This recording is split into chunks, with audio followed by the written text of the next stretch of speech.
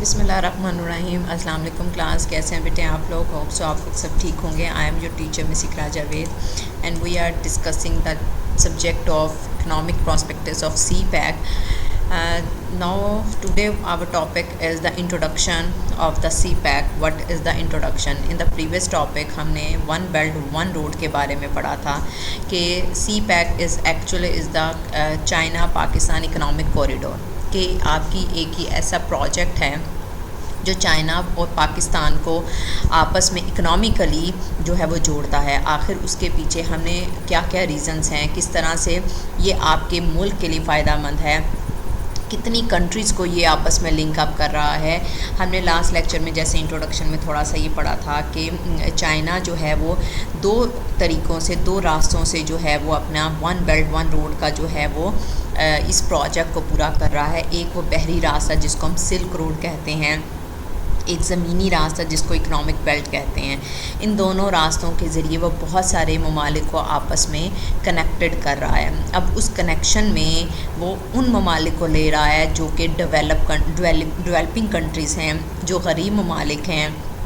For example जैसे Hong Kong, Sri Lanka, Pakistan, Maldives and Sudan and so many other countries, जो कि पाकिस्तान उसमें जैसे सबसे ज़्यादा, कि ये आपकी जो हैं वो डेवलपिंग कंट्रीज़ हैं। चाइना इन ममालिक में ढेर सारी इन्वेस्टमेंट करता है, इन्वेस्टमेंट देता है इन ममालिक को, ताकि फ़र्दर वो आगे कुछ इन्वेस्ट करें, वो उस प्रोजेक्ट को बिल्ड अप करें और चाइना उनके साथ लिंक अप करते हुए अपनी एक्सपोर्ट्स को बढ़ाए। साथ ही वो इन ममालिक में इन्वेस्टमेंट जनरेट करने के साथ साथ उन ममालिक में प्रोग्रेस की तरफ भी, डेवलपमेंट की तरफ भी लेके जाए। तो ये एक मेजर एम है, या समझ लें कि बेनिफिट है आपका वन बेल्ट वन रोड का, चाइना पाकिस्तान का जो इकोनॉमिक कॉरिडोर है, कि इससे चाइना अपनी एक्सपोर्ट्स को इंक्रीज़ करेगा, लेकिन साथ साथ ये इन ममालिक के लिए भी बेनिफिट है। तो आया इस हमारे बुक में हमने इसकी पर्सपेक्टिव्स पढ़ने हैं CPEC के, कि आपके इकोनॉमिकली आपके ऊपर किस तरह से इसका अफेक्ट है, बेनिफिट है। हमने जो पीछे सारा प्रीवियसली हमने CPEC का थोड़ा सा इंट्रोडक्शन पढ़ा, इसमें अब हमने थोड़ा सा प्रीवियसली जाना है, चूँकि 2013 में चाइनीज़ के जो उन्होंने इसको अनाउंस किया प्रोफेशनली तौर पर वन बेल्ट वन रोड को, लेकिन उससे पहले भी इसका कुछ थ्योरेटिकली हमारी एक थ्योरी है, कुछ हमारे एशिया में, साउथ एशिया वाली साइड पर हमारे इसमें कुछ जो हमारी हिस्ट्री है उसके बारे में हमें जानना है कि फ़र्दर हमारा आखिर हमारे हालात कैसे थे, हमें ट्रेड की क्यों ज़रूरत पड़ी, आया पहले भी ऐसे इकोनॉमिक कॉरिडोर थे, नहीं थे, अगर इकोनॉमिक कॉरिडोर मौजूद थे तो वहाँ पर किस तरह से जो है वो इम्प्लीमेंटेशन होती थी कंट्रीज़ की आपस में। दैन उसके बाद अगर इकोनॉमिक कॉरिडोर्स बने तो उसमें हमने फ़र्दर इस बुक में फ़र्दर हम कौन कौन से ऐसे क्वेश्चंस हैं जो हम रिगार्डिंग CPEC के हम वो क्वेश्चंस यहाँ डिस्कस करेंगे, और किस किस तरह से हम उनके आर्गूमेंट्स या हम उनके आंसर्स जो हैं वो सर्च आउट करेंगे। तो आज के लेक्चर में हमने उन्हीं क्वेश्चंस को रीड आउट करना है कि वो कौन कौन से क्वेश्चंस हैं जो CPEC के रिगार्डिंग हमारे इन कंट्रीज़ में डेवलप हो सकते हैं, और हमें उनमें किस तरह से आर्गूमेंट्स हम उसका एज अ रिज़ल्ट में दे सकते हैं। फ़र्स्ट ऑफ़ ऑल बेटे, सबसे पहले hot policies, cold policy, south Asia में कनेक्टिविटी गैप कैसा था।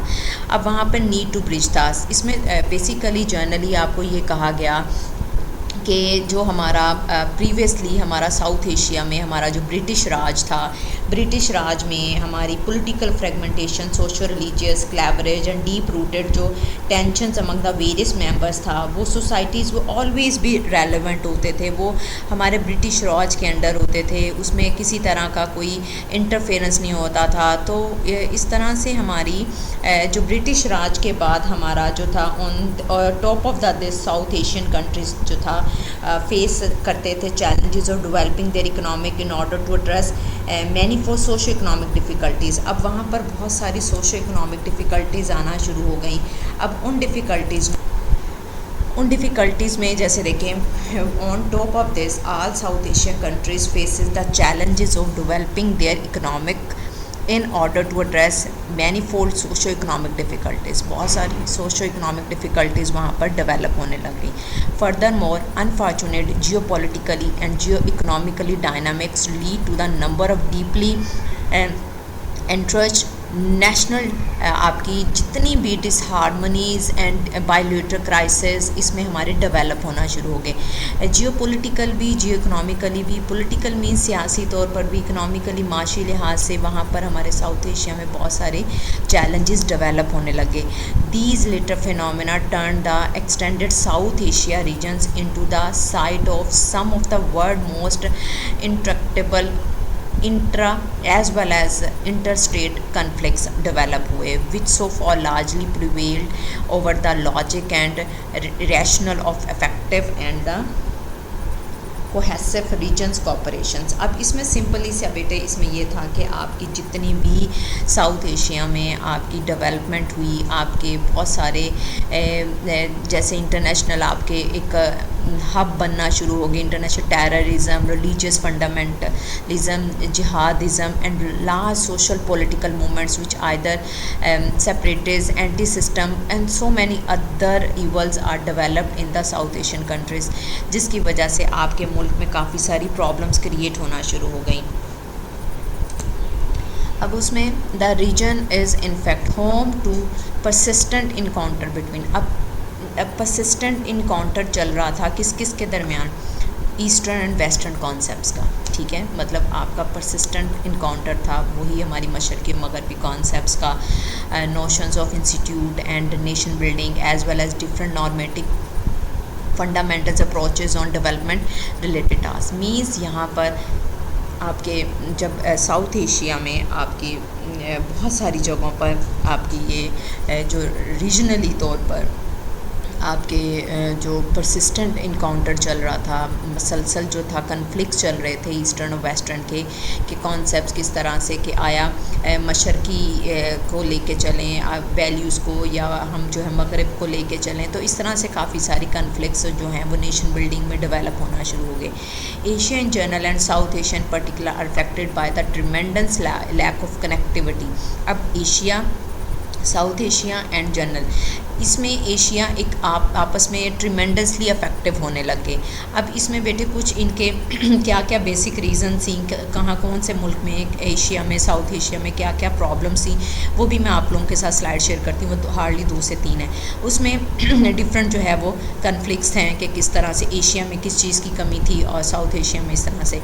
तो however past tragedies are changes and voices from within the region and increasingly demanded more engagement so as to achieve economic performance, public welfare and security. अब क्या हुआ, अब ये सब चीज़ें हमें चाहिए थी. पास्ट के ट्रेजेडी की वजह से आपका जितना टेररिज्म था, आपका फर्दर कन्फ्लिक्ट्स थे वेस्टर्न और ईस्टर्न कॉन्सेप्ट्स के दरमियान, नेशन बिल्डिंग नहीं हो रही थी, आपकी बहुत सारी अप्रोचेस ठीक नहीं थी. तो उसमें क्या हुआ कि ट्रेजेडीज़ के बाद एक voice changes and voices from within the region के अंदर हमें एक डिमांड होने लगी कि कोई ना कोई economic performance, public welfare and security होनी चाहिए. तो the growing civil societies are starting to question the harmful logic of fragmented nation trusted and conflicts. अब उसके बाद बहुत सारी सिविल सोसाइटीज़ डेवलप हुई, उन्होंने इसके लिए एक काम करना शुरू किया.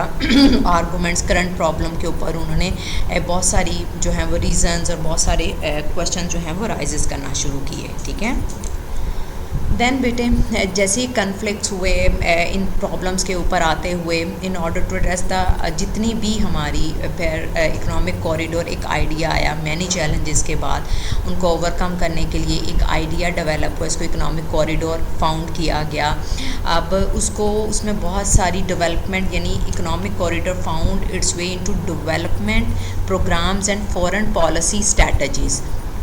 Foreign policy strategies subsequently economic corridor, यानी इसको ईसी भी कहा गया, become buzz word in plan of stimulating growing growth and deepening integration through improved physical connectivity within Asian sub-regions. अब क्या हुआ कि ये जो इकोनॉमिक कॉरिडोर बना, इकोनॉमिक कॉरिडोर का एक बेसिक एम ये डेवलप हुआ कि हम एक कनेक्टिविटी बनाएं एशिया के सब रीजन्स के अंदर कि वो फिज़िकली आपस में कनेक्टेड हो सकें. This idea has taken root early on in South East Asia. अब सबसे पहले वो साउथ ईस्ट एशिया में वो हुआ, उसके बाद separated by the Asian development bank greater, ये जस्ट इसकी थोड़ी सी हिस्ट्री है, इसको आप देख लीजिएगा। मीन्स हमारा इकोनॉमिक कॉरिडोर डेवलप हुआ जो कि बहुत ज़्यादा ईस्ट एशिया में, साउथ ईस्ट एशिया में उसको फिज़िकली सब रीजन्स को आपस में इंटरकनेक्ट करने के लिए उसको डेवलप किया गया। इन साउथ एशिया में जैसे ही इकोनॉमिक कॉरिडोर डेवलप हुआ बेटा, उसने gain moment among political decision maker, entrepreneurs, academics and media, जितनी ये चीज़ें थी उनके दरमियान एक कनेक्शन डेवलप होना शुरू हो गया। और उसने सबसे ज़्यादा नेटवर्क को इम्प्रूव किया, ट्रेड को देखें, जैसे ही आपस में रीजन्स का आपस में कनेक्टिविटी हुई, उससे सबसे पहले क्या इम्प्रूव हुई, ट्रेड हुई एंड ट्रांसपोर्ट फैसिलिटीज़ ये इम्प्रूव हुई।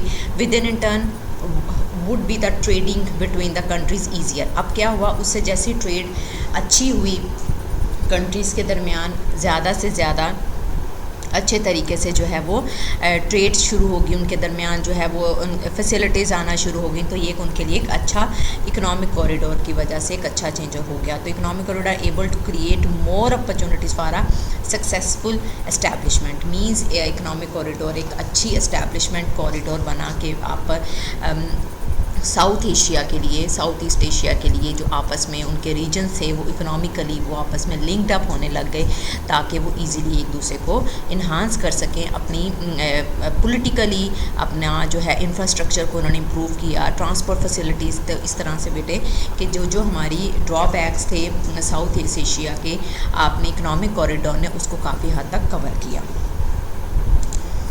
आलमोस्ट इसमें हमारे पास वही है कि हमारा जितना भी इकोनॉमिक कॉरिडोर में हमारा ये प्रीवियसली थोड़ी सी हिस्ट्री थी कि लोगों के दरमियान आपस में लिंकअप नहीं था, तो इकोनॉमिक कॉरिडोर एक डेवलप हुआ ताकि जो कंट्रीज़ का आपस में फ़िज़िकली कनेक्टिविटी कराई जाए, जिससे आपको प्रोडक्शन हो सके, आपकी इंफ्रास्ट्रक्चर डेवलप हो सके, आपका रीजन्स का आपस में कनेक्टिविटी हो सके। आलमोस्ट यही हमारा जो साउथ ईस्ट एशिया का फर्दर आगे मूव करते हुए हम सी पैक की तरफ आते हैं। सी पैक भी एक्चुअली में वही चीज़ें कि आपका चाइना पाकिस्तान इकोनॉमिक कॉरिडोर में एक्चुअली इसके प्रीवियस अगर हम हिस्ट्री में जाएं तो हमारा इसमें वन बेल्ट वन रोड का कॉन्सेप्ट है। तो वन बेल्ट वन रोड में इसमें हमारे पास कुछ क्वेश्चंस हैं रिगार्डिंग सी पैक के, जो हम इस बुक में जो है इंशाल्लाह रीड आउट करेंगे, जो हम इंशाल्लाह इसको डिस्कस करते हैं। इस पूरी 6 से 7 स्लाइड्स में बेटे हार्डली आपको जस्ट जो है थोड़ा सा आपने हिस्ट्री के बारे में पढ़ना है कि सी पैक से पहले जो आपकी सब कॉन्टिनेंट में जो आपका जो साउथ ईस्ट एशिया वाली साइड पर जो आपकी जो पॉलिटिकली जोग्राफी पॉलिटिकली और जो इकोनॉमिकली जो प्रॉब्लम्स थी उसको उन्होंने किस तरह से थोड़ा थोड़ा with the passage of time उन्होंने इम्प्रूव किया। सबसे पहले इकोनॉमिक कॉरिडोर के ज़रिए किया, क्या क्या आखिर ऐसी प्रॉब्लम्स थी जो वहाँ पे डेवलप हुई।